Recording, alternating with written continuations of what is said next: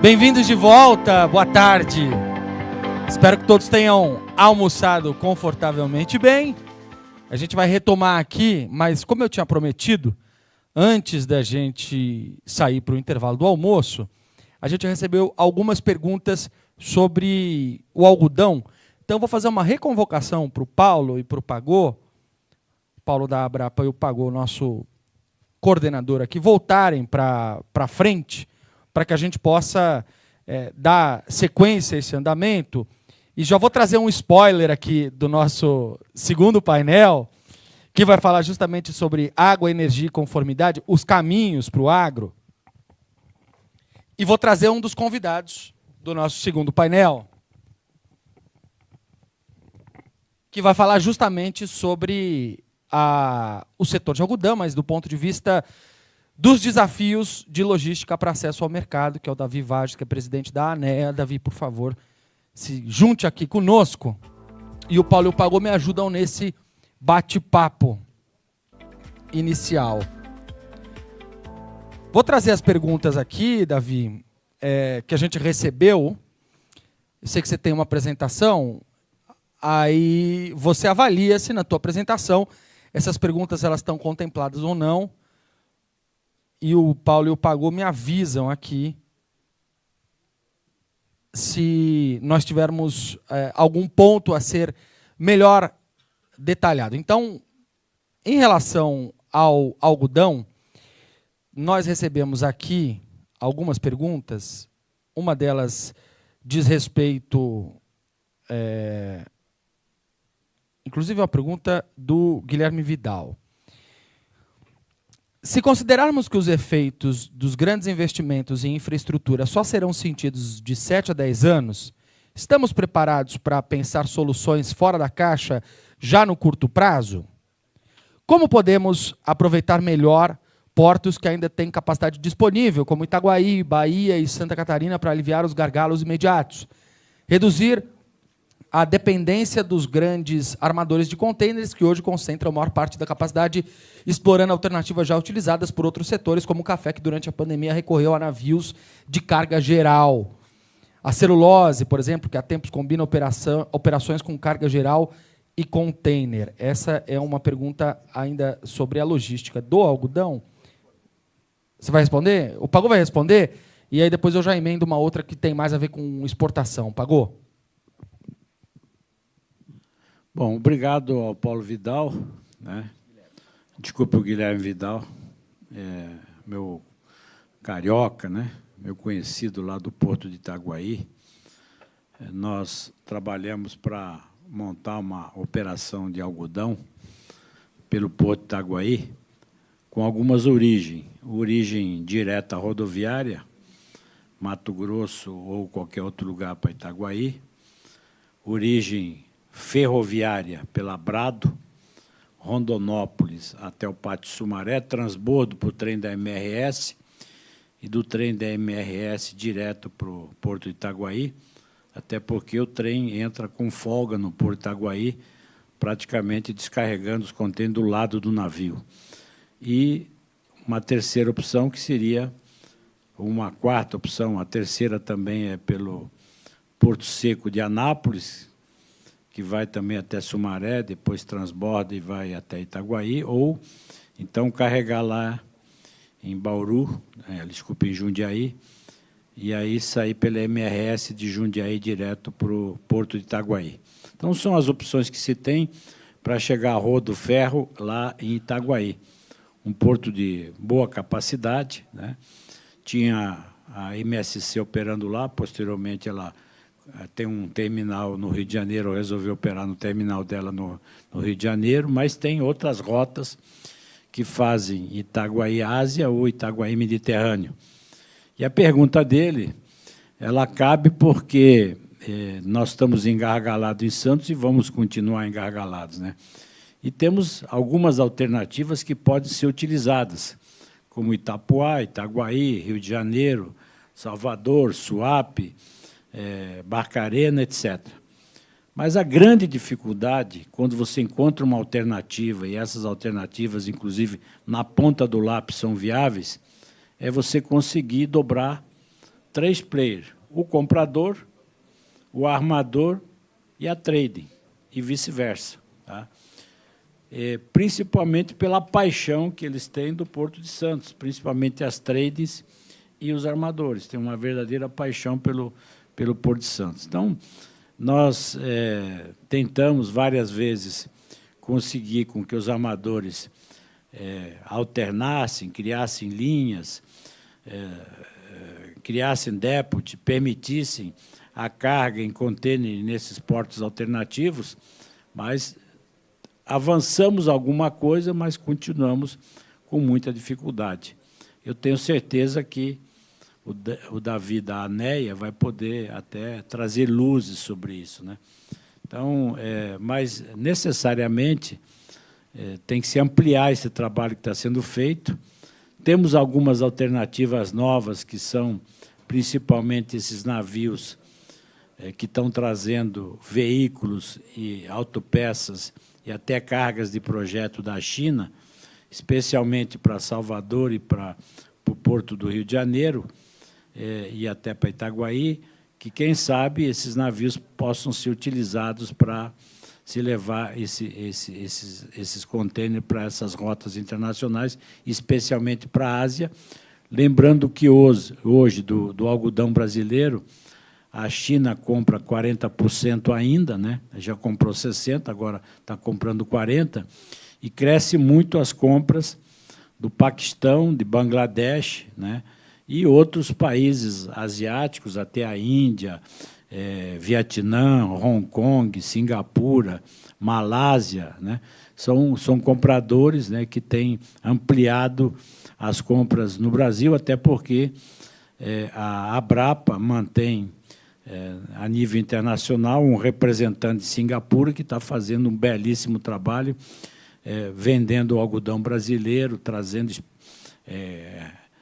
expedições, digamos assim, comitivas de compradores aqui para o Brasil para ver o que se produz e a qualidade que se produz. Então, essas alternativas, existem novos portos sendo implantados no Brasil, alguns já praticamente entrando em funcionamento, outros daqui 2 anos, 3 anos, que vão criar alternativas muito interessantes. E aí nós precisamos, obviamente, conversar muito com esses armadores. Tentamos que o governo federal fizesse uma reunião com os armadores por diversas vezes. Nunca tivemos êxito de colocar um ministro na sala, sempre vinha um secretário executivo ou um ASPONE, né? E aí a reunião não progredia, né? Infelizmente, e os armadores, com assim, sintonizados entre eles, obviamente, batendo na tecla que, obviamente, é fundamental esse roubo importador chamado Santos, que descarrega uma grande parte do que vem para o Brasil e aí, como frete de retorno, leva nossas cargas, né?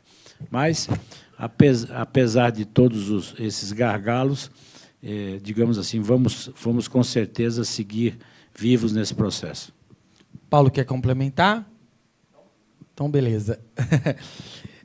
Davi, a pergunta que chegou para ti aqui, eu vou fazer ela, enquanto você pensa se você responde ou não, a gente já vai fazer aqui uma... Quer dizer, não responder não é uma opção, você pode fugir da pergunta delicadamente, mas eu acho que é uma pergunta interessante. É uma pergunta que chega, inclusive, sobre exportação, né? Como os exportadores avaliam a decisão do Ministério da Agricultura, Pecuária e Abastecimento de habilitar temporariamente armazéns gerais que não possuem controle aduaneiro para fiscalização agropecuária, em vez de utilizar exclusivamente os terminais REDEX, que oferecem maior segurança e conformidade. Na visão de vocês, essa medida pode inibir a abertura de novos REDEX ou até desestimular que os atuais mantenham a sua habilitação? Pergunta do Wagner Souza, diretor executivo da Associação Brasileira dos Terminais Retroportuários e das Empresas Transportadoras de Contêineres. Agora eu vou fazer, antes de você responder, uma indelicadeza dupla, que eu vou agradecer ao Pagou e ao Paulo, e vou pedir para virem aqui ao palco. Não, ainda não? Então tá bom. Então daqui a pouco a gente... O professor já está aí. Então, professor pode vir aqui, por favor, professor. Então vem o professor Afonso Henriques Moreira Santos, da Universidade Federal de Itajubá, Unifei, que vai conversar com a gente já sobre demanda energética na agricultura irrigada. Então tá bom. Davi, pode responder essa, por favor. Bom, primeiro, boa tarde a todos. Obrigado pelo convite, Pagô, e cumprimento todos os produtores em nome do meu amigo Paulo, vice-presidente da Abrapa, e do nosso amigo Orcival também, presidente da AMPA, e do presidente da ProSoja.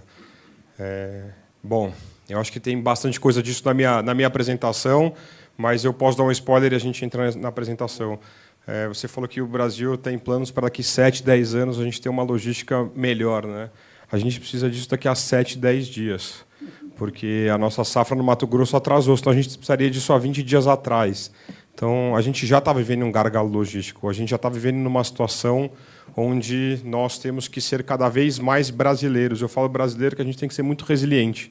A gente tem que entender que existem, infelizmente, soluções temporárias para um problema que a gente está enfrentando agora, que a gente sabe que não são definitivas, e, infelizmente, por vezes, essas temporárias viram definitivas, né, ao que a gente vive aqui, mas acho que hoje a gente precisa de todas as soluções. Armazém geral, né, no lugar do Redex, é o ideal? Acho que com certeza não. Até juntos, né, a gente tem o programa BR-Log, que certifica, né, os armazéns no porto, porque é um algodão que é feito com tanto zelo, qualidade, né, em todo o Brasil, ele não pode ser colocado em qualquer lugar, porque senão a gente suja a nossa imagem lá fora, né? Ele passa muitas vezes em lugares que a gente não passaria a pé e a gente acaba colocando nosso algodão. Mas no momento que a gente está vivendo, onde a gente tem uma safra gigantesca, eu acho que toda ajuda é válida, principalmente nos momentos de pico.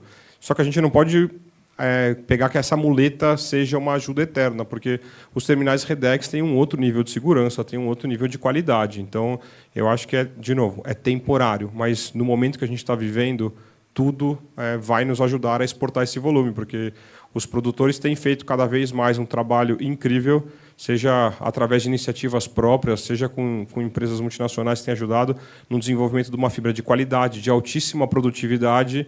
Então, o Paulo falou de 1,8, né, tonelada por hectare, acho que ele está sendo muito bonzinho. Talvez a gente pode falar já de 2 toneladas, porque é o que o produtor faz aqui, 92% de sequeiro. E como é que a gente vai exportar todo esse algodão, né? Semana passada, a Agroconsult fez um rally do algodão e divulgou um número deles, né, um número independente deles, de 4,3 milhões de toneladas de algodão.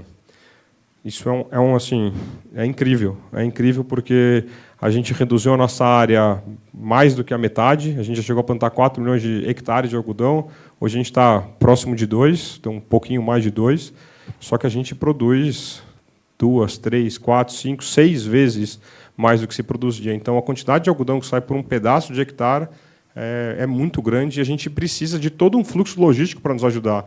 Então, nesse crescimento que eu sempre falo que o produtor tem uma capacidade de crescer, desenvolver e alcançar números muito mais rápido do que nós, como setor de infraestrutura, a gente vai ter que usar umas muletas, porque senão a gente não vai acompanhar o crescimento do produtor. Agora, se a gente for viver dessas muletas, a gente não vai chegar a lugar nenhum.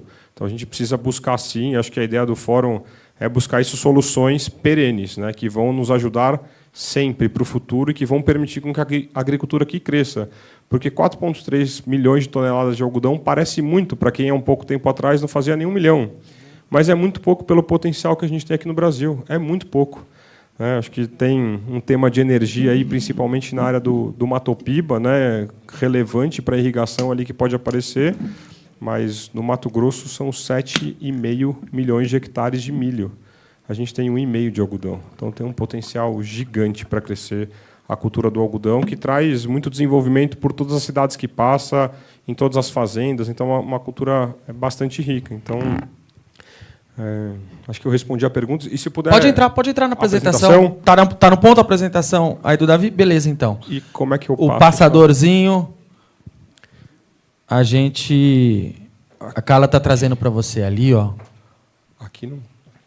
Tá aí? Não. Acho que está aqui na minha mão, ó. Eu que estou errado. Boa. Vamos passando para lá. Isso é o seu brasileiro. A logística não está lá, mas a gente resolve. Não tem problema. A gente emenda. A gente emenda. Vamos lá. Apresenta. Então, a gente vai fazer a troca aqui. Obrigado. Paulo. Então, antes do Davi começar a passar a apresentação, vocês me deem ok aí quando eu tiver no ponto a apresentação dele. Enquanto isso, então, vou aproveitar para chamar aqui para sentar conosco o secretário de Defesa Agropecuária do Ministério da Agricultura, Pecuária e Abastecimento, Carlos Goulart.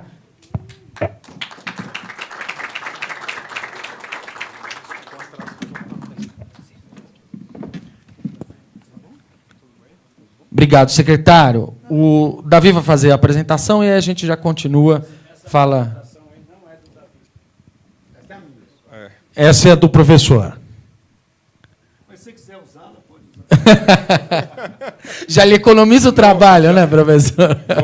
Não tenho a mesma competência, com certeza. Apenas para repassar para você que está acompanhando a gente, esse QR Code que está na tela é o QR Code que você pode mandar perguntas para participar aqui da nossa interação. Então, quem está aqui presente pode escanear, mandar para o WhatsApp. Quem está acompanhando online também tem o QR Code lá e tem os comentários da transmissão do YouTube. A gente está ao vivo no YouTube também, para quem está acompanhando a gente remotamente. Então, temos aqui, repassando, o Davi Vaz, que é presidente da ANEA, que falou um pouquinho sobre a exportação de algodão e agora vai fazer a apresentação dele. Temos também conosco o Carlos Goulart, secretário de Defesa Agropecuária do MAPA, que vai falar sobre as inspeções do Ministério da Agricultura nos portos brasileiros e o EFITO, o sistema que muita gente conhece, que é usado justamente nesse processo logístico. E temos também o professor Afonso Henriques Moreira Santos, da Universidade Federal de Itajubá, a Unifei, que vai falar sobre demanda energética na agricultura irrigada. Não sei se você trouxe a apresentação, não, né? Enquanto a gente vai colocando a do Davi, a gente pode passar, então, a palavra para o Carlos, pode ser? Desculpa, viu, Davi? Só para a gente inverter por uma questão logística aqui. O secretário fala um pouquinho, então, sobre o trabalho do Ministério da Agricultura. A gente pode voltar o cronômetro para 15 minutos? Pode ser, Carla? Voltar o cronômetro para 15 minutos, fala o secretário, depois o Davi faz a apresentação dele, quando a gente tiver tudo certinho aí, tá bom? Desculpem o inconveniente. Obrigado, secretário. Bem-vindo e boa tarde.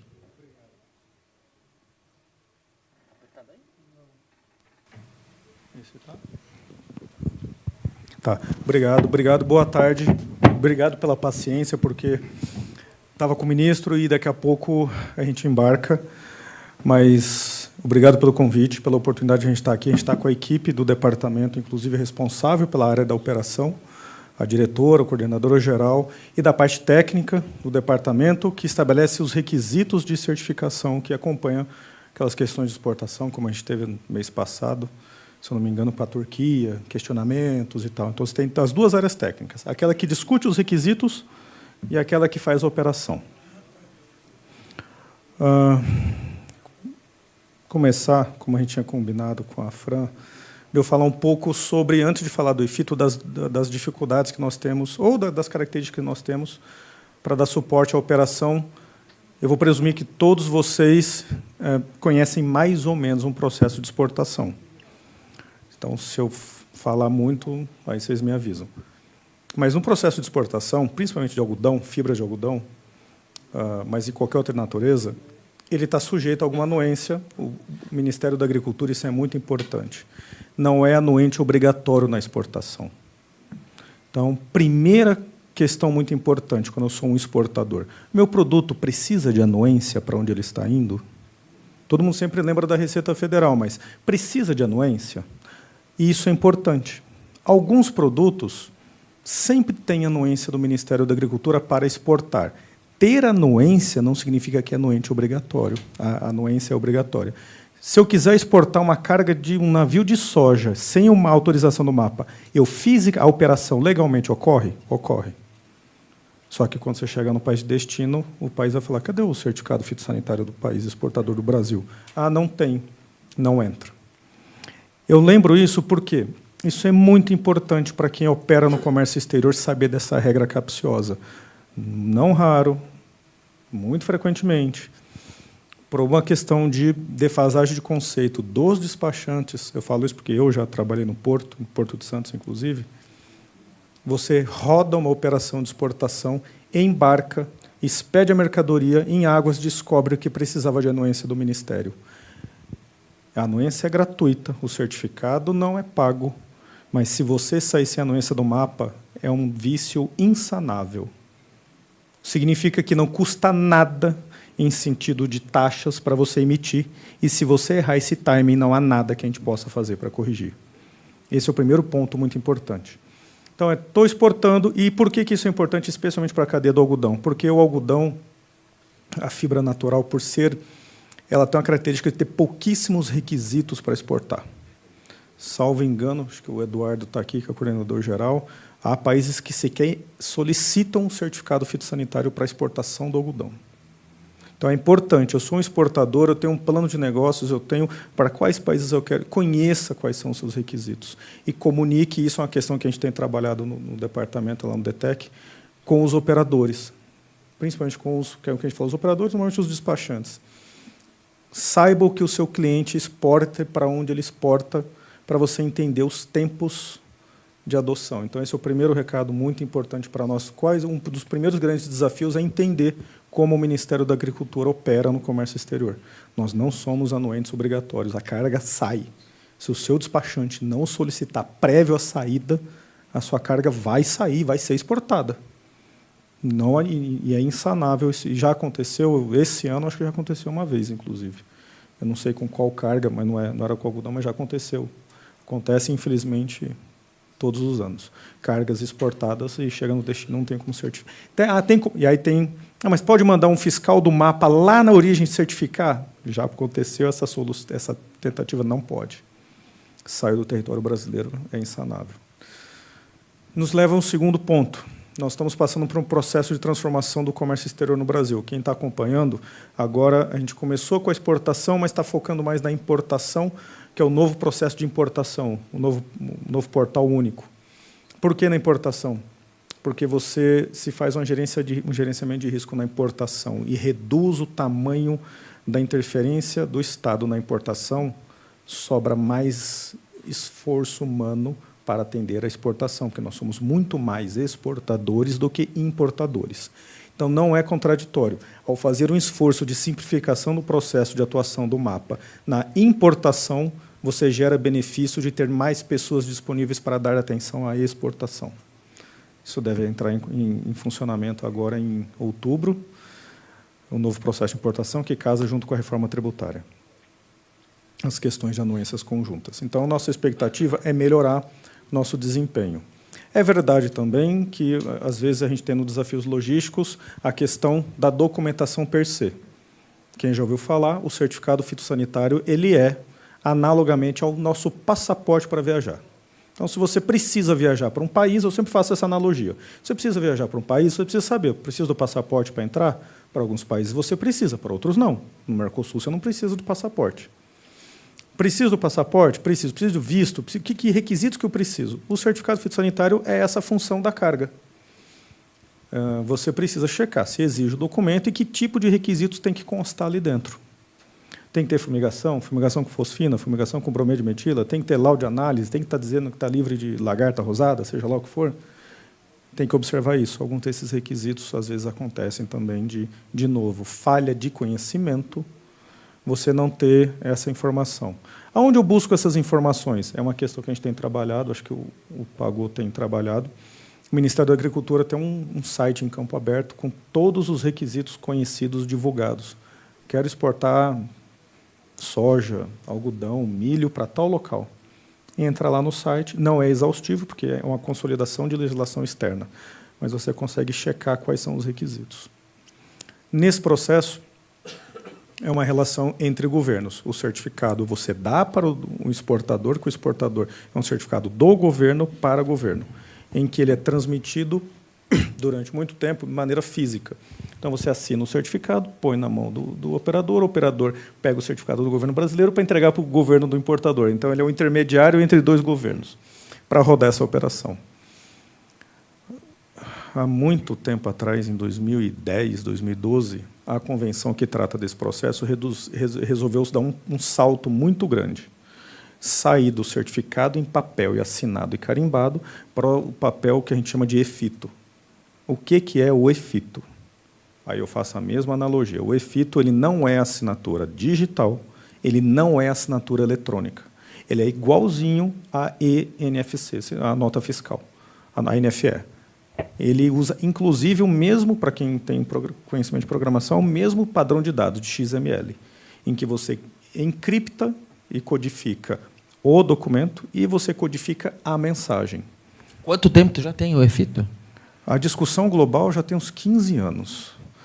Eu estava olhando o mapa lá da convenção, dos 165 países membros, hoje você tem 90 utilizando. Então, se vocês entenderem, em 15 anos, dos 165 países que estão lá, você tem 90 utilizando, e em alguns níveis. Só emite, só recebe, emite, recebe. E o Brasil vinha há muito tempo batalhando com isso. É uma dificuldade técnica? Não. É uma dificuldade de TI. Porque você tem que programar o documento para ser transformar. Imagina, a nota fiscal numa nota fiscal eletrônica. É o mesmo nível de codificação, é a mesma coisa que de codificação de transação bancária, é esse mesmo nível de codificação. Com o ministro chegou, a gente explicou isso para ele, era um projeto antigo, ele encampou, o ministro Carlos Fávaro falou, então a gente vai sair do papel.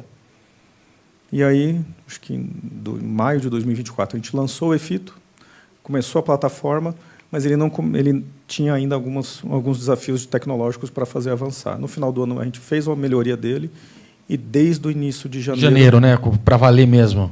Quando a gente começou a ver efeito prático em janeiro. Ele ainda tem uma versão que, como é de implantação de fases, ele emite somente para o que a gente emite certificados fitossanitários sem nenhum requisito lá dentro.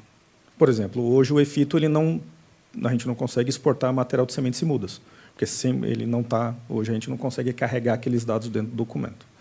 Mas ele atinge, no modelo atual, uma vasta gama de produtos a serem exportados. Por exemplo, frutas frescas, soja e milho para locais em que você não exige fumigação como parte do requisito, algodão. Então, algumas cadeias já têm um grande impacto. Tem um balanço, assim, uma ideia de, nesses 9 meses? Nesses 9 meses, os dados que nós temos já são mais de 2.000 certificados emitidos. O que é 2.000 certificados emitidos hoje, atingidos? É um número bom, mas ainda é um número que tem que crescer. Nós emitimos, em média, 20.000 por mês. Por quê? Porque são desses certificados que não têm essa característica, que não estão atingidos pela portaria ainda, porque é uma questão de... São 2 desafios principais a serem implementados. O país para onde eu estou enviando recebe o documento, não adianta você emitir e o outro país não receber. Você entrega a carga lá e a carga faz o meio, cadê o certificado? Está no EFITO, mas eu não uso EFITO, traz o papel. Isso é especialmente verdadeiro para o nosso país principal parceiro comercial, que é a China.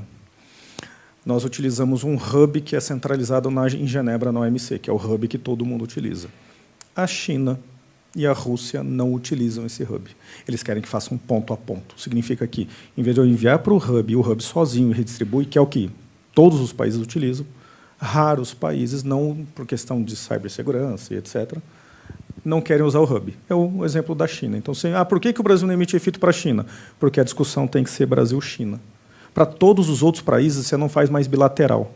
Você deposita o documento no hub e o hub olha a carta encriptografada. EFITO do Brasil para Portugal, ele vai direto. Então, um dos desafios que vocês, para perceberem, para ver, por exemplo, China, é a China avançar com a relação. Tem prognóstico para fazer isso? Tem. Depende de quem? Dos dois lados. O lado brasileiro está pronto, o lado chinês está. Aí agora é uma questão de TI, que eles têm vários protocolos de segurança. E não deram uma previsão também? Não. E aí é uma questão que a gente está trabalhando com as duas áreas, tanto na área de proteína animal quanto na área de produção vegetal. Então, o EFITO está avançando muito, mas para os principais players depende do país importador, e isso a gente espera conseguir avançar esse ano ou, no máximo, ano que vem. Mas depende, de novo, do país. Outro aspecto importante que eu gostaria de lembrar para vocês nós fizemos um estudo com a Receita Federal que chama Time Release Study, TRS, em que mostra que a grande performance de gap a ser resolvida para a garantia da exportação de mercados é a logística, não é mais o tempo de atuação dos órgãos anuentes. A gente teve um evento do Procomex há 2 semanas atrás, em que a Receita Federal, a gente já falou isso de novo, se a gente triplicar o nosso esforço, a gente não vai reduzir o tempo de atuação se a gente resolver alguns gargalos que a gente pode tentar ajudar, mas que depende majoritariamente dos setores privados. Quais são os gargalos? Aonde armazenar, locais para armazenagem, cargas na retroárea, principalmente Paranaguá e Santos. Nós temos debatido há muito tempo com a Abrapa e com os outros cenários. Existe um extraordinário gargalo, em Paranaguá parece que até insuperável, de área, de retroárea, para você armazenar as cargas, para você poder fazer a anuência dos órgãos e avançar. Então, esse é um exercício que é um desafio que a gente precisa melhorar muito, em que o órgão de governo, nós estamos junto com a Receita Federal, totalmente disponíveis para encontrar maneiras de ajudar vocês. A gente já tentou, habilitamos um recinto em Jundiaí, no caso da cultura do algodão, tentamos habilitar alguns recintos que seria o sonho de consumo para nós, que não fosse na área portuária, porque o ideal para nós é que a carga já que ali é um momento de trânsito, não é um momento de checagem, de verificação de carga. Porto, aeroporto, posto de fronteira é um momento de passagem, nem é de armazenagem e nem é de interveniência. Então, para isso, o que a gente quer é construir operações estruturadas em que a certificação ocorra o mais antecipadamente possível na zona secundária ou na zona primária. O que é zona primária? Nas áreas de produção. Então, é isso que a gente precisa. E esse exercício só dá para acontecer trabalhando junto com o setor privado. Porque as cadeias têm fluxos diferentes, têm regimes diferentes. Então, a gente precisa construir esses processos com vocês, porque hoje é o principal gargalo que a gente tem enxergado. Aí o outro que a gente estava discutindo outro dia com o Cleverson, que é o coordenador do Vigagro aqui, com a Graciane, é o gargalo de Itajaí Navegantes, que é aquele gargalo lá que tinha um terminal portuário lá que ficou 1 ano parado, agora voltou a operar. Então, a gente precisa da ajuda de vocês para construir e modelar cadeias logísticas de produção e de exportação que dependam cada vez menos da interveniência do órgão no ponto de passagem. Então, você está dizendo que, retrocedendo, quer dizer, voltando esse ponto de ação da Receita Federal e do MAPA para mais perto da produção e mais longe do porto, você mata 2 coelhos numa cajadada só, porque você ganha espaço de armazenamento e, ao mesmo tempo, você aumenta a velocidade da inspeção. Mais do que isso, você dá previsibilidade de cadeia. Vou perder navio porque o container não foi posicionado? Vou perder a deadline? Não, porque a carga, você já tem a carga já chega pronta, você já consegue agendar, conseguir garantir o agendamento e não perder o deadline do navio. Então, isso dá mais preditividade para o operador, que ele fala assim, não vou perder embarque, não vou perder navio. Não por ausência de mapa, porque às vezes quando é navio trocar de rota, não embarcar, não parar, passar reto. Né? Um pouquinho só. Mas é isso que a gente quer construir, para dar segurança para você. O operador, a gente tem trabalhado isso, o exportador não vai ter fiscal essa semana? Vou ter inspeção? Não, a gente não pode trabalhar com essa linha de raciocínio, a gente tem que trabalhar com a linha de raciocínio. A minha operação por Itajaí está operando ou por Santos, ou por Itaguaí, ou seja lá qual for, Paranaguá principalmente, a carga tem que chegar certificada lá. Secretário, eu quero aproveitar, porque a gente aqui tem alguns dos responsáveis por grandes produções de soja e algodão, mas outras cadeias também estão acompanhando a gente, especialmente milho, enfim.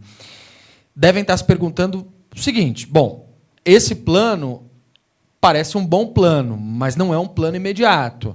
Ao mesmo tempo, há um déficit de fiscais, de agentes, para inspecionar as cargas que estão já em trânsito, estão indo, vão ser exportadas. Então, tem uma solução a médio prazo que me parece bem desenhada. Até queria saber se tem próximos passos para isso. Mas e essa solução que é mais urgente a curto prazo, da ação da fiscalização, da ação do MAPA, nos portos? Essa eu vou ser bem direto. Isso não é um impeditivo para exportação hoje. Nunca foi. Inclusive, eu já até falei isso, se tiver faltando auditor em alguma unidade, acione imediatamente a coordenação, porque a gente fez um exercício no começo do ano, em que a gente provou que 80% das cargas estavam mal instruídas. O que significa dizer o seguinte, não é porque o auditor vai 2 vezes por semana, era Itajaí, fiscalizar, e quando a gente foi checar, a carga não tinha, estava faltando todos os documentos para ser inspecionada, que a culpa é porque faltou auditor no dia. A gente foi muito claro, e me permito ser extraordinariamente claro. a Geni paga todas as contas. A culpa não é sempre da viúva da União.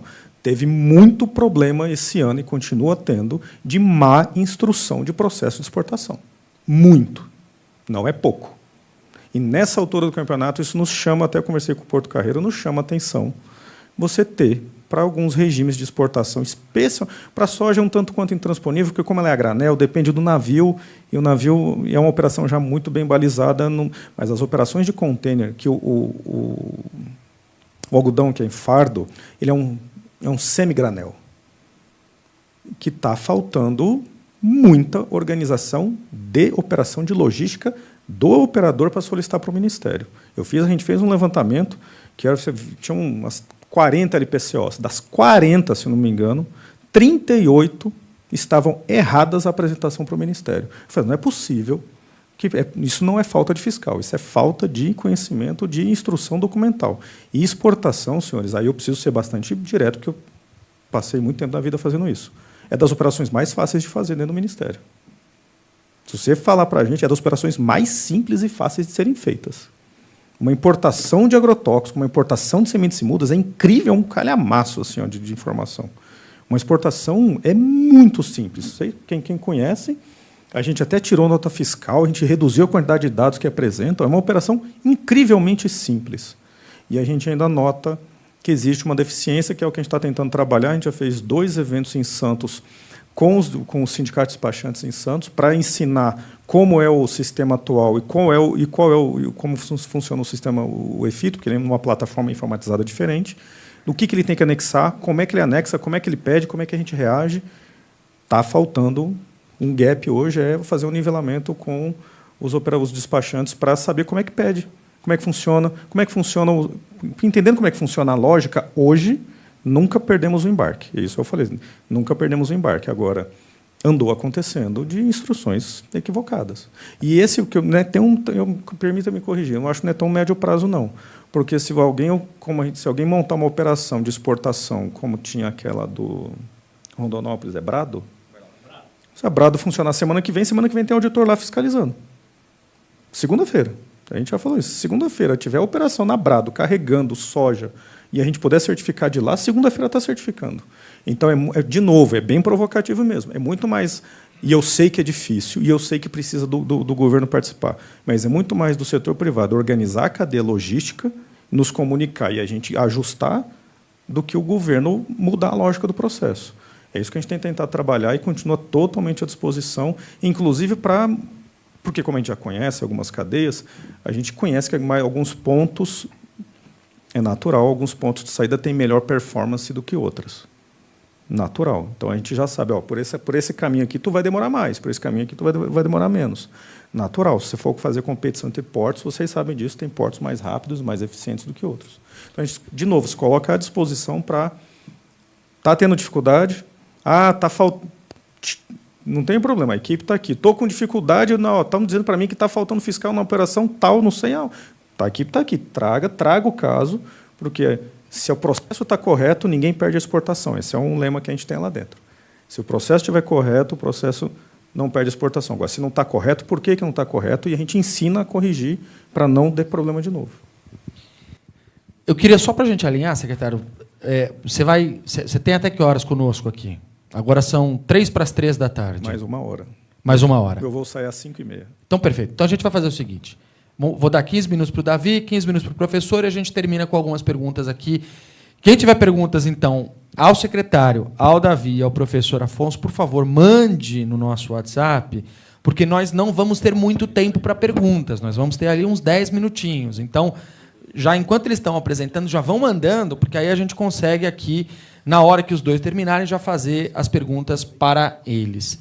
A apresentação do Davi está ok? Está no ponto? Então, beleza. Davi, é a sua palavra. Bom, vou falar um pouco dos desafios da logística, do ponto de vista dos exportadores. Né? Acho que a cotonicultura é uma cadeia bastante rica, completa, onde todo mundo tenta se ajudar. E acho que essa foto reflete muito do começo. Né?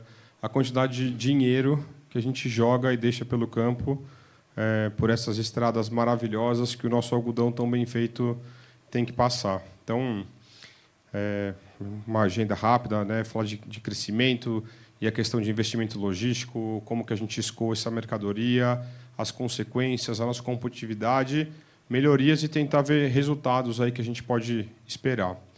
Então, passei uma mais. Quando a gente olha o crescimento da produção agrícola no Brasil, né, que é essas barrinhas laranjas, olha o ritmo de crescimento, isso são todas as lavouras, né? Quando você pega a lavoura de algodão, é a cinza, e olha como ela cresce, e aí a linha azul, infelizmente, é o investimento federal em infraestrutura, que é muito pouco, ele não chega nem à metade do que é a receita que o algodão gera, com a exportação que a gente está colocando aqui, né? Não desconsiderando o mercado interno, que ficam de umas 750 mil toneladas aqui de algodão. Então, se a gente pegar o investimento privado, a gente tem aí mais ou menos 25 milhões de reais no último ano. Então, mesmo assim, é insuficiente pelo que a gente precisa e que a gente vê as safras crescendo. Então, do lado do algodão, somos o maior exportador de algodão, né? Projeção do Departamento de Agricultura dos Estados Unidos é que a gente exportaria nessa safra 3,1 milhões de toneladas, só que eles estão com uma safra um pouco diferente. A Agroconsult divulgou na semana passada, como eu falei, uma safra de 4,3 milhões. Se a gente for fazer uma conta só simples para todo mundo, vamos dizer que o mercado interno consuma 800 mil, que não consome, mas vamos dizer que consome, a gente precisa exportar apenas 3,5 milhões de toneladas. E aí é legal que dá para ver no gráfico, né, que 3,5 milhões de toneladas a gente vai bater recordes até que os Estados Unidos, que foi o maior exportador de algodão desde que se tem dados estatísticos até hoje, fez. Então, a gente criou um monstrinho de algodão, é fofo, é branquinho, é simpático, né, não machuca, mas a gente está vindo para conquistar mercado. E aí, como é que a gente escoa isso? Então, o Pagou falou 30% através de ferrovia, o meu dado é de 15%, mas 15 ou 30 é pouco, é muito pouco. Principalmente da onde vem esse algodão, né? O algodão ele vem dessas regiões em verde. A gente está falando basicamente Cerrado, Centro-Oeste, Mato Grosso tem quase 70%, a Bahia tem uns 20 e pouquinhos por cento, e a maioria desse algodão está indo através de carretas, 95% Porto de Santos. Tivemos, acho que, um ganho significativo na última safra, né? Que a gente sempre faz de julho a junho, desculpa, onde a gente usou 8 pontos ou 9 pontos de embarque do algodão, incluindo Foz do Iguaçu, que a gente mandou algodão para os nossos irmãos na Argentina.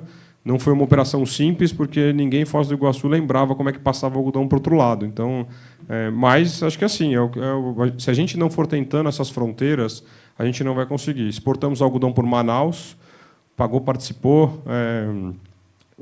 Não foi uma operação simples, não foi uma operação boa, mas acho que foi uma operação muito importante, porque Manaus tem container. E a gente estava falando da questão de containers, né? Assim, a commodity ela é o frete de retorno. Então, eu preciso ir atrás do container. Onde tem container, eu preciso levar o meu produto ali. E Manaus é um caminho que hoje eu diria que é óbvio, porque o Arco Norte funciona muito bem para os grãos. Por que não funcionar para o algodão? Você tem as linhas de navegação ali da hidrovia, então tem um caminho muito bom. Salvador, eu acho que hoje já é o segundo porto do algodão.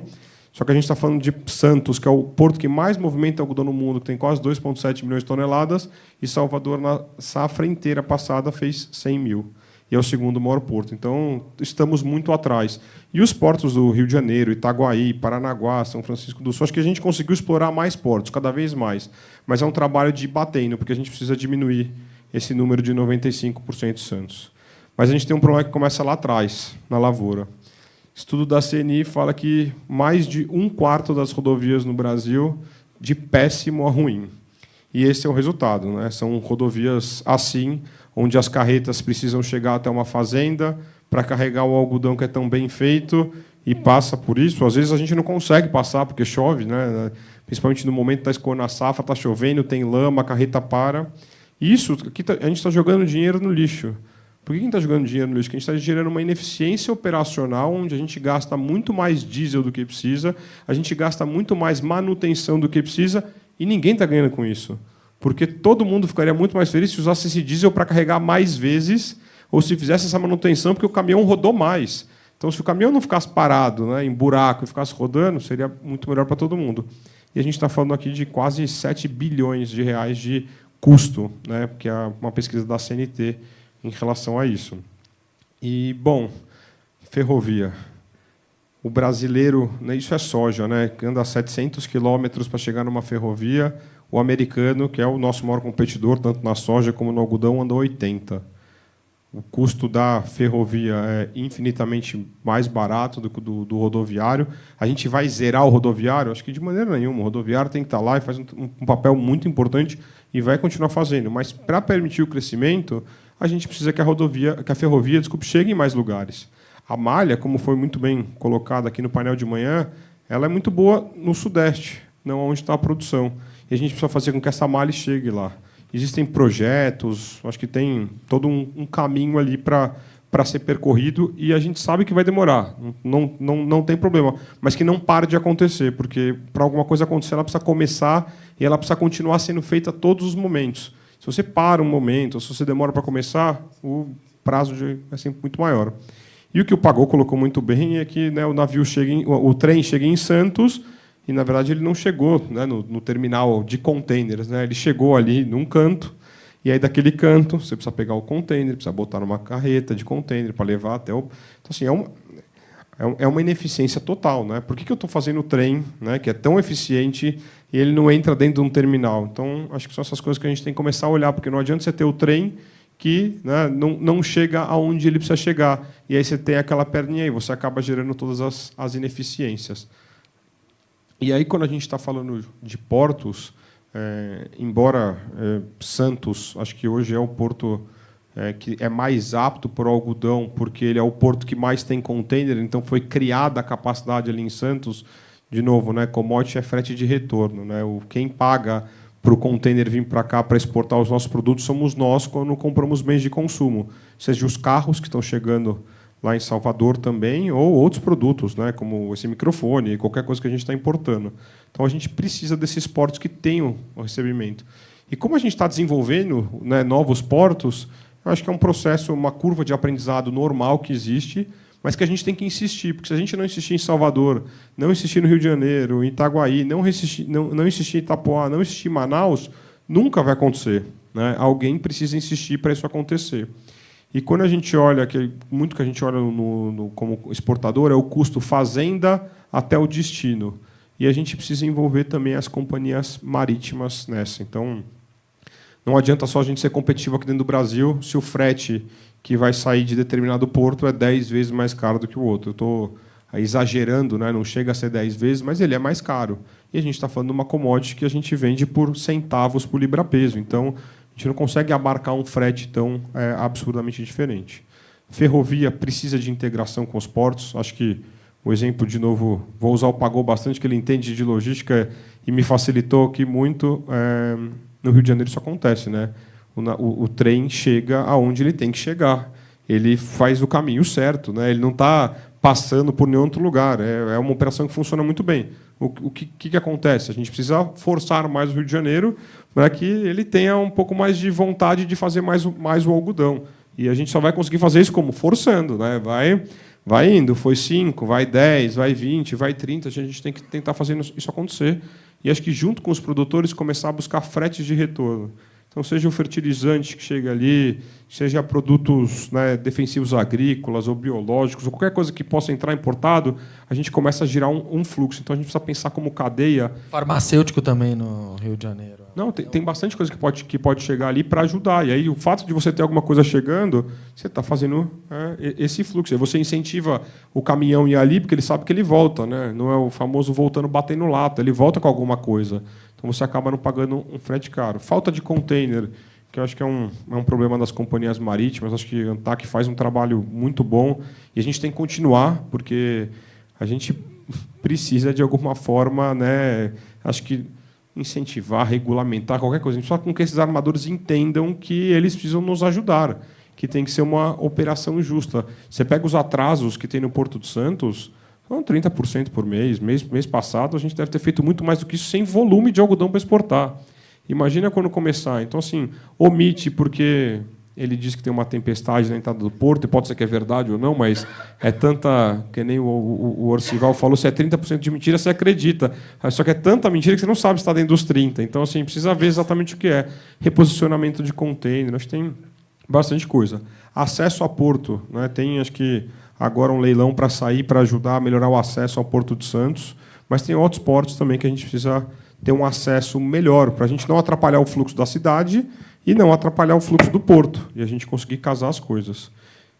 E aí, acho que burocracia de alfândega e tudo, acho que é um pouco do que o Goulart falou, até falei aqui em off com ele para a gente conversar e ver como melhora, porque acho que a gente tem que entender que a gente está em cadeia. Um tem que ajudar o outro para o Brasil dar certo, né? Então, acho que é um caminho ótimo.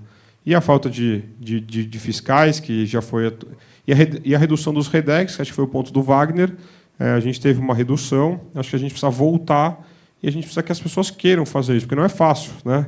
Você ter a responsabilidade de lacrar uma carga para botar no navio. E a responsabilidade é do que tem dentro daquela carga, né? Então, é um ponto bem complicado. Mas o que acontece com tudo isso? Custo. A agricultura no Brasil perde dinheiro, por quê? Porque o produtor acaba sendo prejudicado. Porque se, em vez de custar 7, está custando 10, eu tenho que cobrar 10 do produtor. Se passar a cobrar 7, a gente vai cobrar 7 do produtor. Porque assim, nós, como exportadores, a gente é basicamente, diria que é um intermediário da logística. Então, se a logística custar menos, vai sobrar mais dinheiro, e sobrando mais dinheiro, a gente cria mais valor aqui dentro do país. Então, acho que é um ganha-ganha, né? Acho que toda a cadeia envolvida ficaria feliz se a gente não estivesse jogando dinheiro no lixo. E aí a gente tem estudos mundiais de competitividade, como estamos nós, né? Então, mundialmente, a gente tem esse World Competitiveness Ranking, que é o do IMD, onde o Brasil é o 58º de 69 países.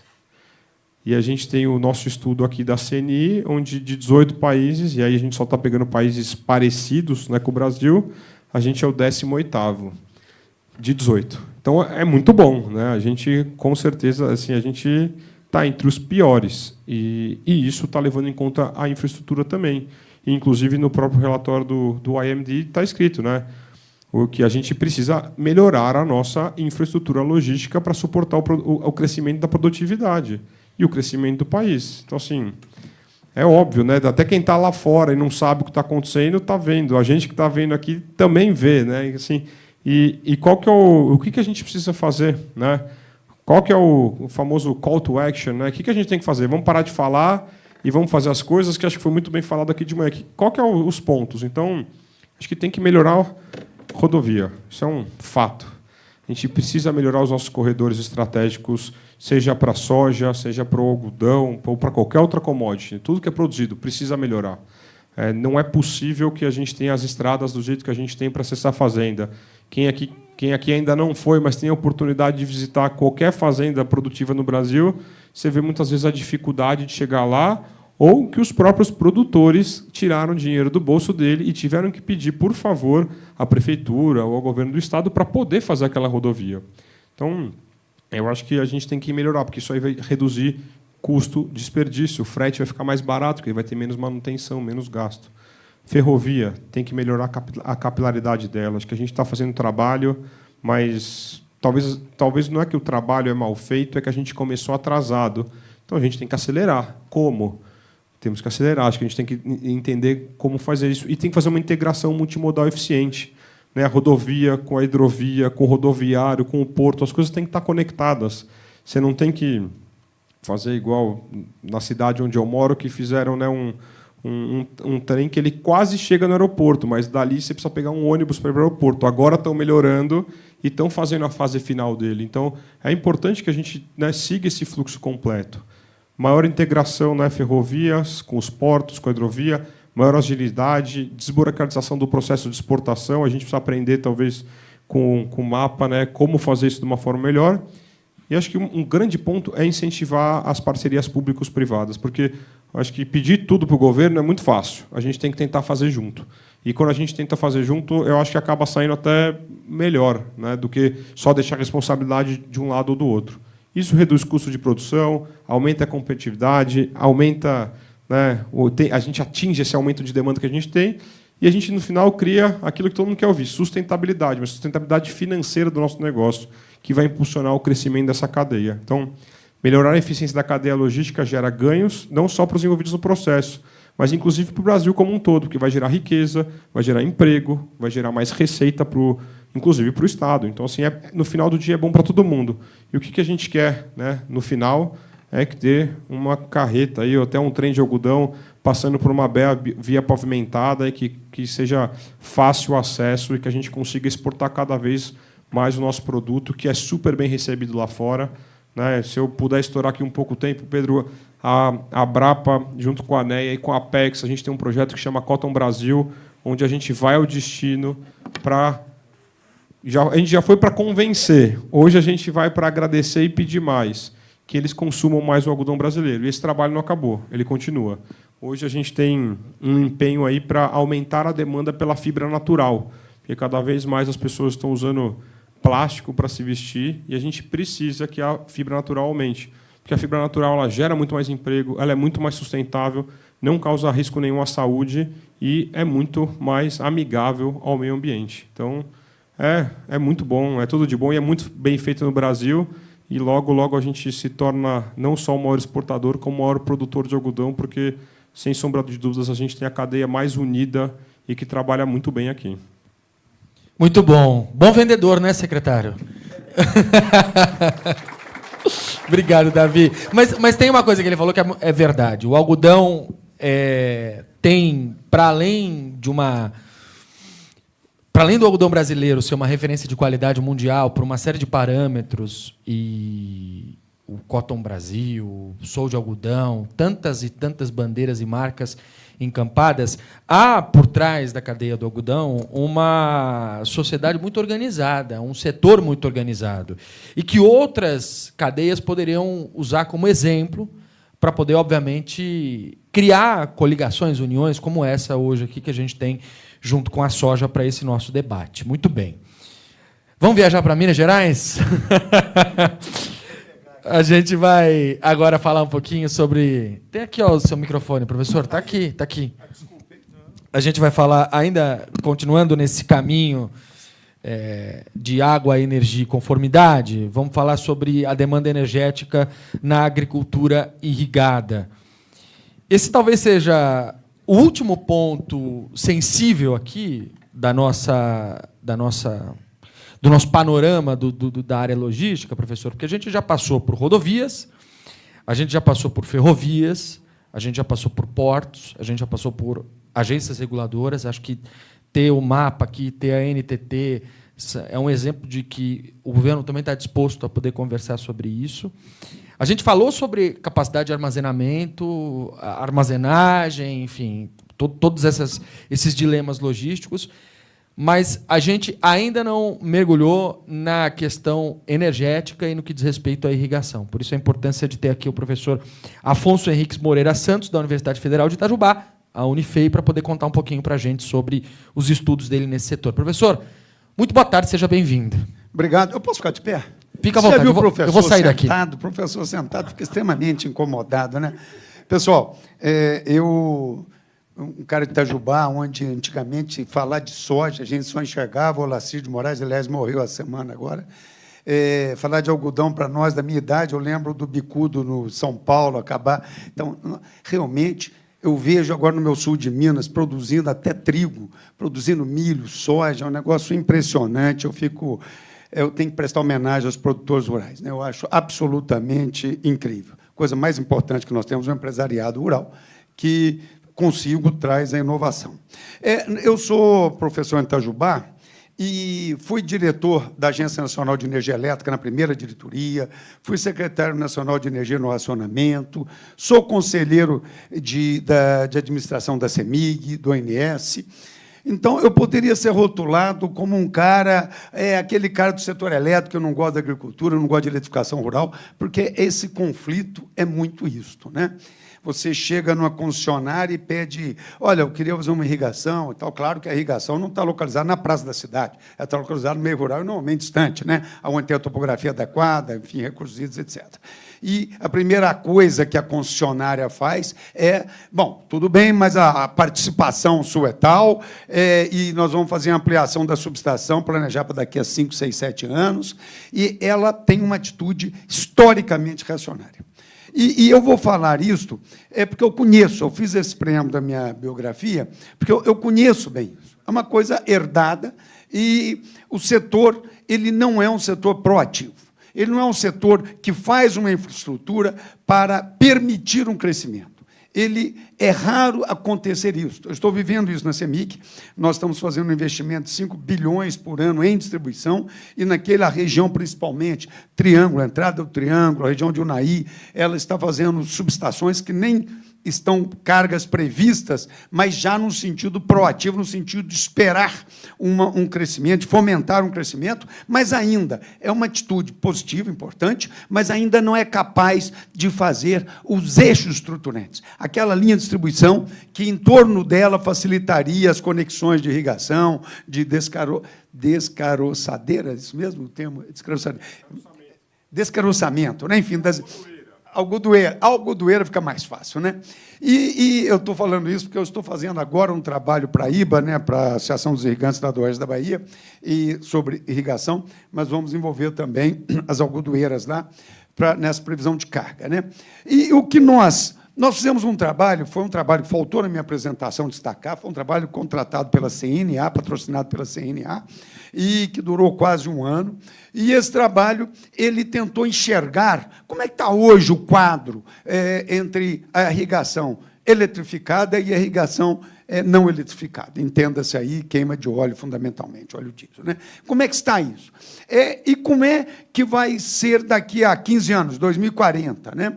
Então, nós trabalhamos com dados secundários, nós não fizemos levantamento de campos, embora tenhamos feito muitas entrevistas, reuniões com federações, para poder ajustar o modelo. Trabalhamos inicialmente em Minas Gerais, Minas reflete várias regiões do Brasil, conseguimos ajustar o modelo, mas os dados foram com base em dados secundários. Nesse trabalho da IBA, nós estamos ajustando, também o algodão está muito presente lá, né?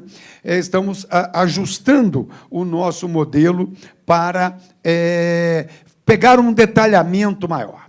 Mas a nossa estratégia foi mais um documento de planejamento macro, de direcionamento de políticas públicas. Eu não estou preocupado se a subestação está ali, ou está aqui, ou está lá. Eu estou preocupado onde está acontecendo os maiores problemas, quais as tendências, e nada melhor do que um mapa. Você olha um mapa desse tipo aqui, que nós fizemos da região sul, aqui tem o point, mas não adianta o point, que são vários. Eu vou pegar um dos lados aqui, se me permite, do lado de cá. Tá? Nós vamos olhar, quando você olha um mapa desse, você enxerga o que está acontecendo de eletrificação. Você vê um atendimento muito, não vou dizer muito bom, muito intenso, né, de irrigantes nesta região. Você vê aqui no Paraná o que está acontecendo. Enfim, o mapa de calor ele tem essa vantagem. Ele nos mostra onde são as regiões de concentração, não de irrigantes, concentração de atendimento. E pode ser que seja bom, pode ser que não seja bom. Com base no Atlas da Irrigação da Agência Nacional de Águas, nós avaliamos o consumo de água, com base em dados indiretos, inferimos qual a potência que eu precisaria de energia elétrica, por exemplo, aqui no Rio Grande do Sul, né? E nós chegamos nesse mapa, né? Então, por exemplo, nós nos surpreendemos, né, a quantidade de potência nesta região do noroeste do Paraná. Estou pegando aqui a região sul, depois fizemos o Brasil todo, tá? E nós, então, pudemos, com base nisso, sabendo que são modelos aproximados, né, nós vemos o seguinte: onde está o déficit? O que se chama de déficit? A irrigação, vamos dizer assim, o equivalente elétrico, que é isso aqui, menos, como é que eu volto? Aqui. Menos o que é atendido eletricamente. Então, a gente consegue, com isso, dar uma estimada e ver onde são as regiões críticas que estão queimando óleo diesel ao invés de ter energia elétrica. Lembrando que a energia elétrica tem várias comodidades, né? Para quem irriga sabe disso. Mas, além disso, ele tem um discurso ambiental, secretário, muito importante. Nós, ao eletrificarmos uma irrigação onde se queimava diesel, nós diminuímos as emissões de 10% a 15%, não é por cento, não, vezes, certo? Portanto, a eletrificação ela é um vetor de descarbonização, ela é um vetor que vem na direção da nossa agricultura verde, né? Bom, nós fizemos isso para todos os estados nós fizemos, então, o equivalente, né, se toda irrigação demandasse energia elétrica, subtraindo o que é atendido de energia elétrica, nós temos, então, espalhado quanto que falta de energia de eletrificação naquele determinado estado, naquela determinada região. Nós, para não pegarmos todo o valor, nós destacamos o seguinte: vamos pegar só as regiões que representam 10% do déficit de energia elétrica. Poderia ser 20%, este é o exemplo de 10%, para direcionar os esforços. Porque, nós vamos mostrar mais adiante, nós vamos observar que é muito difícil atender todo o Brasil no prazo 10, 15 anos com eletrificação, né? Mas nós observamos, por exemplo, as regiões críticas, que podem direcionar esforços. Este é o maior problema. Nós temos que ter, quando se fala de Plano Nacional de Irrigação, eu vejo uma falta de quantificação na parte do setor elétrico. Uma quantificação e um instrumento de pressão sobre as concessionárias. As concessionárias elaboram o seu plano de desenvolvimento da distribuição a cada 5 anos, e nós não vemos realmente uma pressão, uma influência do setor agrícola, não só de irrigação, para que se dê a eletrificação e que venha junto também contribuições efetivas de recursos, financiamento, seja o que for necessário, né? Como foi no Programa Nacional de Irrigação no governo Sarney, que foi algo extraordinário. Só para pegar aqui, voltando aqui, veja, só pegando as regiões vermelhas, nós temos aqui, no Rio Grande do Sul, 665 megawatts de carência de eletricidade. Eu não estou pegando energia solar, tudo, eu estou dizendo rede, capilaridade. Energia está sobrando no Brasil, tá? Nós, ao pegarmos o Sudeste, nós vamos observar que o Sudeste é quase 2.000 megawatts. Para você ter um número, Minas Gerais, hoje, abastece 560, mais ou menos, megawatts. Tá? 560 megawatts irrigados eletricamente. Nós pegamos o Sudeste, o déficit, só das 10% das regiões mais críticas, falta 2.000 megawatts, praticamente, de redes, capilaridade. Tá? Isto a gente fez, portanto, para todo o Brasil, e os números são estarrecedores, né? Com 860 megawatts no Centro-Oeste, 860 no Nordeste. O Norte, eu trato com maior cuidado, que temos uma dificuldade de dados. Tá? Bom, o que a gente observa, e eu vou ser rápido por causa do meu tempo, eu vou pular aqui, que tratamos também de qualidade, fizemos um trabalho amplo sobre isso, mas nós, como é que para você atender esse déficit, qual seria o crescimento, o investimento necessário das distribuidoras? Não é brinquedo. Nós vamos precisar, nos próximos 15 anos, que as distribuidoras cresçam. Este gráfico aqui é muito interessante, essa tabela é muito interessante. Se você pegar Minas Gerais, se eu fosse atender, tá, em 2040, 80% da irrigação com eletricidade, eu teria que crescer a rede de eletrificação rural para irrigação a praticamente 14% ao ano. É muito difícil. É um grande desafio. Nós vamos pegar aqui no Sudeste apenas o Espírito Santo, aonde se vê, e é um outro tipo de irrigação, é irrigação de baixa tensão, aspersores pequenos, é outro tipo, né? Mas se nós pegarmos, no geral, nós vamos ver, por exemplo, São Paulo teria que crescer, olha, São Paulo já tem uma rede trifásica evoluída, nós teríamos que crescer, em 15 anos, 20% ao ano a rede de eletrificação rural. Isto não é uma tarefa fácil, mas se nós não agirmos, se não tivermos políticas públicas, se não atuarmos concatenado o setor irrigante com as concessionárias, mas também com o poder público, entenda-se, Ministério de Minas e Energia, Ministério da Agricultura trabalhando juntos, e nós temos aí que envolver empresa de pesquisa energética, que é a EPE, e a Agência Nacional de Energia Elétrica. Qual o problema? Esta cultura de ação promotora de desenvolvimento, de fazer indutora de desenvolvimento, não existe nas distribuidoras. Ela age sempre, você fala, existe o consumo, eu puxo lá, você pagando a participação. Ora, isso é um grande problema, ainda mais no irrigante. Por isso que o que acontece? Ele vai para a alternativa que ele tem domínio, que ele tem controle, que é o grupo diesel, o que é uma pena, que é uma lástima, porque, como foi colocado aqui, duplicamos o problema. Não é só o problema de trazer o grão, mas de levar o óleo diesel, que é uma logística complexa e que precisa estar ali sendo feita diariamente, né? Então, o que a nossa proposta efetiva é uma ação articulada, né, em que atuemos na regulação para mudar. Hoje, o planejamento, o horizonte de planejamento da distribuidora é 5 anos. Tem que ter algo estruturante. Ela tem que ter um horizonte de 10 anos. E ela tem, me desculpe a expressão, a pessoa da distribuição, o planejador da distribuição, tem que pisar em bosta de vaca. Tem que pisar em bosta de vaca. Quem não for a campo, não conhecer o território, não faz distribuição de energia elétrica. Este é o ponto principal. Temos que conhecer o território. E a distribuidora, eu brinco lá no caso da CEMIG, a CEMIG fica na Avenida Barbacena. Eu falo que a CEMIG tem Barbacena de mais e Minas de menos. É aquela coisa centrada nos instrumentos, cada dia mais digital, mais distante da bosta de vaca. E é exatamente o contrário. Atualmente, até a CEMIG fez uma organização, criou superintendências regionais para poder se aproximar, criou o CEMIG Agro, para poder se aproximar desta revolução agrícola que está vivendo Minas Gerais. Lembrando que Minas, a exportação de produtos agrícolas superou a exportação de minérios, de produção mineral. É um feito notável em Minas Gerais. Daqui a pouco nós vamos chamar grãos gerais, né? E grãos e queijos gerais, né?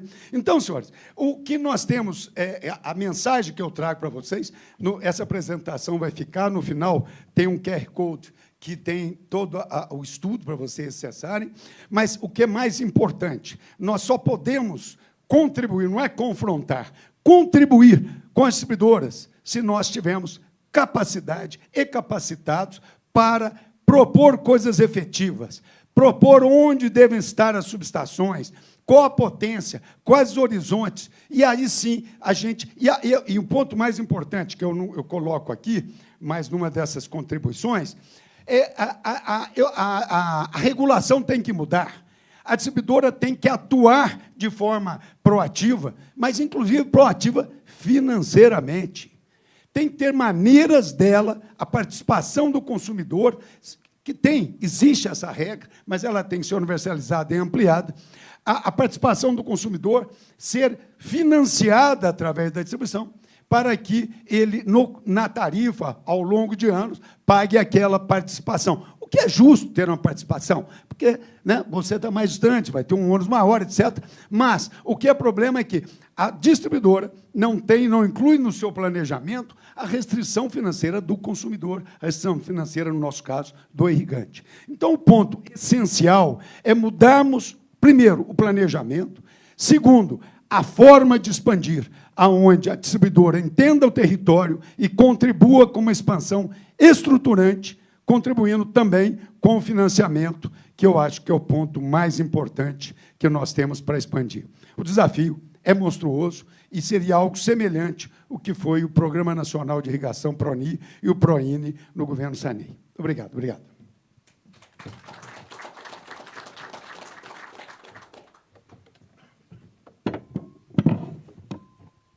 Estava ali cumprimentando o nosso convidado especial, que já chegou e vai falar daqui a pouco. Nós temos alguns minutinhos para as perguntas.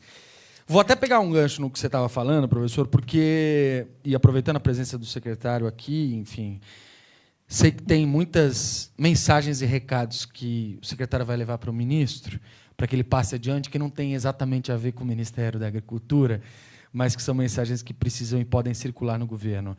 Me chamaram a atenção os mapas, quando o senhor mostra, porque a gente não está vendo apenas ali, por exemplo, Paracatu, que é uma região que é esperado que se tenha um apagão de distribuição de rede.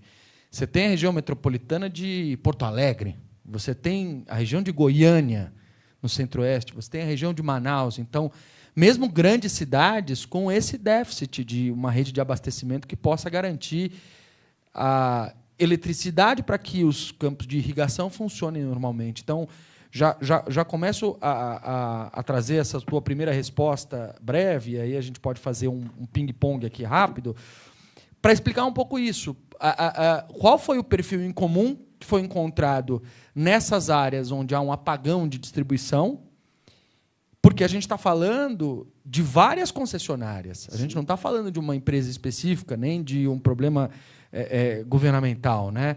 Mas há também uma necessidade da ANEEL e de agências reguladoras de cobrarem para que se tenha uma estrutura, né? Qual é a característica em comum dessas áreas de apagão e como garantir que elas sejam abastecidas? Realmente, você colocou muito bem, em torno das cidades grandes, a gente vê um apagão, vamos chamar assim, de infraestrutura elétrica para irrigação, notadamente por causa dos cinturões verdes existentes, que é aquela pequena irrigação que abastece as cidades grandes. É uma característica diferente. Quando você vai para Paracatu, Unai, tem um dado interessante, eu não passei, eu queria até mostrar. Se você pega Minas Gerais e põe a densidade de carga em baixa e média tensão, que é uma medida da rede, Belo Horizonte é onde tem a maior concentração de carga. Onde é a segunda região? Deve ser Juiz de Fora, Sul de Minas. Não, é Paracatu e Unai. A densidade de carga lá é igual a de Belo Horizonte. É notável, é impressionante. Né? E é um processo que a concessionária não percebeu. Ela foi acontecendo. Hoje está acontecendo lá em Minas, na ponta do Triângulo Mineiro. A concessionária começou a perceber agora, começou a vir pedidos, porque o pessoal nem pede, é tão distante da rede que nem pede. Sabe, quando um lá vai consultar, já recebe. Está previsto para daqui a 10 anos, coisas dessa natureza. Então, nós temos essa infraestrutura que nós herdamos do setor elétrico, ela, no caso de Minas, eu vou citar, mas cada estado tem sua história, no caso de Minas, ela foi muito guiada pela pecuária, né? pela pecuária leiteira. Então, você vai ver, quando você desce para o sul de Minas, onde da mata, tem muita rede de distribuição. Porque a história, qual que era? O pequeno produtor de leite, o seu transformadorzinho de 15 kVA, isso aí que fez a eletrificação rural, que foi uma história muito bonita, muito linda. Agora nós estamos num outro mundo, o mundo do agribusiness. As escalas são consumidores de média tensão de 200 kVA, 300 kVA. Né? Então, a gente está numa escala realmente distinta, em que a concessionária se surpreendeu, se assustou, exatamente porque não pisou em bosta de vaca. Muito bem. Davi, uma pergunta aqui do Michel Nigre, que chega para você, e ele diz o seguinte: a gente viu recentemente outros países ganhando relevância no cenário de importação de algodão brasileiro em detrimento da China. Por quais motivos a China vem perdendo seu papel de protagonista e qual é o país que apresenta maior oportunidade para o algodão brasileiro? E, diante disso, o que o Brasil e os players que atuam aqui devem fazer para tornar o algodão brasileiro mais atrativo? Bom, ótima pergunta. Acho que a gente que aprendeu a não viver da China, e eu diria que isso é mais importante. A China já foi 60% da exportação do algodão brasileiro, na última safra foi 20%. Porque a China simplesmente parou de importar. Ela está importando muito menos, ela tem uma produção local, ela está aumentando essa produção, bate o consumo dela. Falando um pouco de geopolítica, com esses conflitos mundiais, aí ela acaba sendo um pouco restrita, né, no aumento da produção dela de têxteis, e aí acaba que ela não entra nesse mercado. E aí o Brasil conseguiu aproveitar muito bem essa onda e ganhou mercado no Vietnã, no Paquistão, em Bangladesh, na Turquia. Pelo relatório do USDA, a China é o 4º maior importador da próxima safra. Então, a gente tem Bangladesh, Vietnã, Paquistão, então a China, mundial. Então, assim, a China é importante, sempre vai ser, a gente tem que manter um relacionamento direto lá. E eu acho que o país onde a gente tem que gastar tempo, e estava falando com os produtores aqui no almoço, porque a gente trabalha muito junto no Cotton Brasil, é a Índia. Nós precisamos ir mais à Índia. O Brasil, acho que tem grande oportunidade com a Índia em todos os segmentos. Acho que o algodão é mais um. A gente tem que ir junto. E aí eu olho aqui para o secretário, a gente tem que ir junto como país, e a cotonicultura vai junto. A gente quer fazer uma missão à Índia longa para passar por todos os cantos, porque a Índia tem um porte continental igual ao Brasil, a gente precisa atender todo mundo ali. E a oportunidade na Índia é porque a Índia tem o maior crescimento populacional esperado para os próximos anos. Então, ela precisa fazer comida. E, como disse meu amigo Paulo Aguiar, a gente pode mandar comida também, mas a gente pode mandar algodão. Eles não precisam se preocupar com o algodão, a gente manda o algodão. Mas, para isso, a gente precisa... também vira comida, né? E também manda comida. A gente manda o algodão, manda o caroço, manda a soja, o milho, o trigo, tudo que a gente sabe produzir muito bem aqui. Eu acho que aí é uma grande oportunidade a Índia da gente ir lá. E aí muda um pouco o cenário onde a gente estava acostumado com as rotas Ásia, que basicamente você tem China, Vietnã, né, a Coreia, que acho que foi um grande parceiro no começo que ajudou a alavancar a história do algodão brasileiro. Infelizmente não cresce por motivos, né, de falta de competitividade ali, mas é um grande parceiro. A gente nunca vai esquecer a Coreia, porque a Coreia foi acho que o primeiro ali que aceitou o nosso algodão, e a gente entra mais no subcontinente. E aí subcontinente são outras rotas, são outras demandas. A gente tem o Paquistão com o brometo de metila, né? A gente tem Bangladesh, a gente tem Índia, são rotas que às vezes passam pela Europa, e aí a gente precisa começar a se preparar um pouco mais para isso. E, de novo, ir junto ali como país, porque acho que a gente, assim, não entrando na geopolítica, mas a gente tem que aproveitar, né? Se o pessoal ali está brigando, vamos fazer amizades que elas podem ser duradouras para o futuro, porque acho que, independente de política, a gente tem que se juntar aos países que querem ganhar junto com a gente. E acho que a Índia tem uma cara de ser um grande parceiro para o futuro, igual a China e outros países. Mas, pensando no algodão, eu acho que o foco ali é no subcontinente, né, Bangladesh, Índia e o Paquistão, porque o Paquistão também tem um grande problema produtivo ali. O Paquistão oscila muito a produção dele através dos monções, da chuva. Eles não têm tanta tecnologia como a gente tem aqui no Brasil. Inclusive, tiveram, né, uma inundação muito grande recentemente, e a gente pode prover o algodão para eles. Acho que isso não é um problema. Mas aí são rotas mais longas, mais complicadas, e aí a gente precisa chamar também os armadores aqui juntos à conversa e falar assim, a gente vai para lá, mas a gente precisa ir todo mundo, né, junto nessa história. Tinha até feito um levantamento no Comex Stat para poder elencar os 10 maiores destinos do algodão brasileiro. Isso no ano de 2024, né, considerando os valores em dólar. China em primeiro lugar com 1,7 bi, Vietnã em segundo lugar com 1 bilhão, Bangladesh 613 milhões em terceiro lugar. Aí na sequência vem Paquistão, Turquia, Indonésia, Índia, Malásia, Coreia do Sul e Egito. Secretário, para a gente encerrar aqui o nosso debate, recentemente eu tive a oportunidade de entrevistar o ministro Fávaro 2 vezes, em meio à crise da gripe aviária e os esforços do MAPA para poder garantir a reabertura dos mercados, né? A gente sabe que vocês tiveram que apagar o incêndio enquanto estavam fazendo um outro processo, que era de abrir mercados para outros produtos brasileiros. E isso, o pessoal da Apex e o Jorge Viana, enfim, estava muito concentrado nessas missões para a Ásia. O próprio presidente Luiz Inácio Lula da Silva esteve lá recentemente, em alguns países. Pensando nesses mercados da soja, do algodão e dos esforços para o MAPA nesse momento, quais são as oportunidades que você vê, que você enxerga para esses dois mercados dentro dessa estratégia, dessa nova geopolítica, para a gente não deixar de lado o tema da geopolítica aqui no nosso debate, dessa nova geopolítica mundial? Boa pergunta, porque eu sempre converso isso com as cadeias exportadoras. Chegar no topo é um desafio. Permanecer no topo é ainda mais difícil. E a gente precisa entender de que, ao assumir a liderança de vários desses itens, você passa a ser alvo. Isso é fato. Então, para muitas cadeias, a gente já tinha comentado, por que para mim é mais difícil? Porque você está no topo. Você está no topo, você incomoda mais todo mundo, então, para você é mais difícil. Aí, trabalhar a mentalidade dos exportadores, mas exemplo, o Uruguai exporta carne bovina com vacinação, o nosso não. O Uruguai é 3 milhões de pessoas, aqui é o maior rebanho comercial do mundo. A regra é diferente. Então, assim, a questão geopolítica, a competição e as barreiras técnicas existem e vão continuar existindo. Mas são barreiras que até hoje a gente consegue superar, como o Davi falou, juntos. O exercício que a gente tem feito para superar os desafios, porque as questões técnicas elas se resolvem até certo ponto.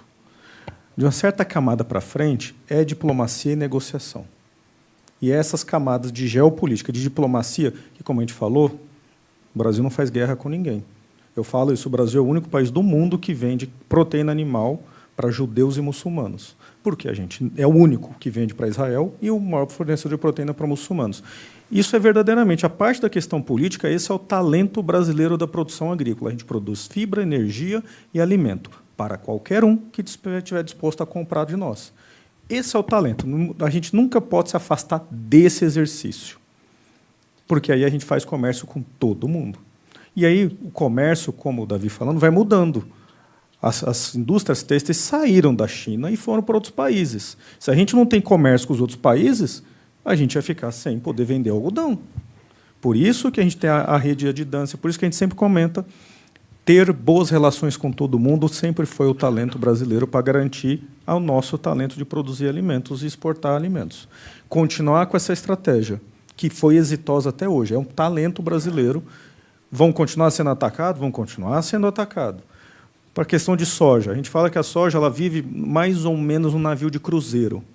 Não há mercado novo a ser conquistado no âmbito do grão, mas há uma gigantesca oportunidade na parte do farelo de soja, para que você tenha, como você tem a indústria do biodiesel crescendo no Brasil, você tem um grande resíduo, um subproduto a ser exportado, farelo de soja. E a gente tem trabalhado isso com a cadeia de exportadora de soja, para você começar a performar com quais países você tem a performance de farelo de soja para crescer, como parte do processo da industrialização do biodiesel no Brasil.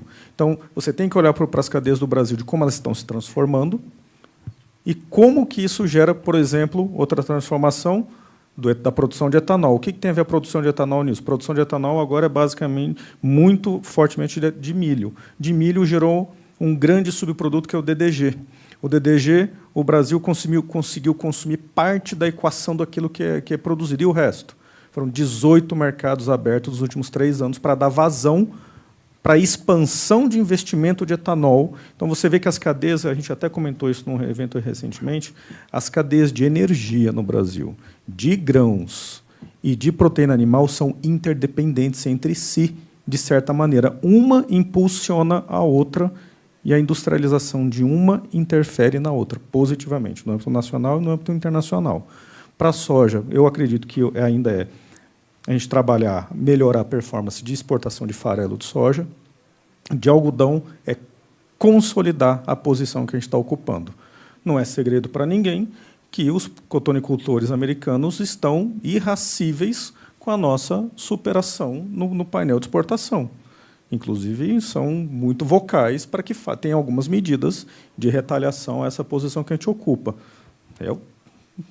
Os juris esperneantes, é o papel deles reclamar. O nosso papel é trabalhar as posições. Ontem eu recebi, a gente teve uma reunião bilateral com o ICAMA, que é o órgão de registro de análogo de agrotóxico lá da China. E a gente levou eles na Fazenda Pamplona para mostrar aquela QR Code. Primeira pergunta deles: é fantástico enxergar essa estratégia de rastreabilidade, que é uma tendência global, de padrão de regulatório e de padrão de consumo. Quais outras cadeias tem? Tem soja? Eu falei, não, calma. Algodão algodão tem, mas é tudo um processo. A primeira pergunta que ele fez, e as outras? Não, calma, porque eles ficaram extasiados. Como é que pode eu saber em qual fazenda foi produzido cada fardo, cada têxtil? Eu quero no QR Code na camiseta, eu quero dos outros. Vamos trabalhar aos poucos. E é esse relacionamento. Eu estava lá na parte da comitiva, com o ministro, com o Lula em maio, na China, não perder o relacionamento que a gente tem com os principais parceiros e olhar como as cadeias estão evoluindo, como o Davi falou. A bola da vez para a tendência global de algodão é Paquistão? É Bangladesh? A gente abriu uma de dança agrícola em Bangladesh. É fazer missões conjuntas, ir na Índia, porque para entender como funcionam os países. Tem países que é governo com governo e tem países que é privado com privado. E tem países que são os dois juntos. A China é o maior tradicional disso. Países dali da Ásia, as missões têm que ter o governo junto com o privado, porque a conversa é misturada. E você entender esse processo e navegar sempre, voltar de novo naquilo que eu falei na reiteração. Nós estamos lá para fazer negócio, não é para fazer guerra. Então, é entender e falar, guerra dos outros, mas com a gente é negócio. Enquanto a gente estiver navegando nisso, como a gente navegou até hoje, a gente vai continuar na liderança. Eu não tenho procuração do agro para falar em nome dos setores aqui presentes, mas imagino que o que se espera do governo brasileiro num momento como esse é que a gente possa enfrentar essas ofensivas que os setores produtivos, em especial do algodão, mas, de certa forma, também a soja e outros tantos, estão recebendo desses representantes do governo americano, enfim, dessas outras iniciativas ligadas, de alguma forma, ao governo americano, para tentar descredenciar o nosso produto no cenário global. Agradeço aqui demais aos nossos convidados do nosso segundo painel, ao Davi Vaz, presidente da ANEA, ao Carlos Goulart, secretário de Defesa Agropecuária do Ministério da Agricultura, Pecuária e Abastecimento, e ao professor Afonso Henriques Moreira Santos, da Universidade Federal de Itajubá. Uma salva de palmas para os nossos convidados.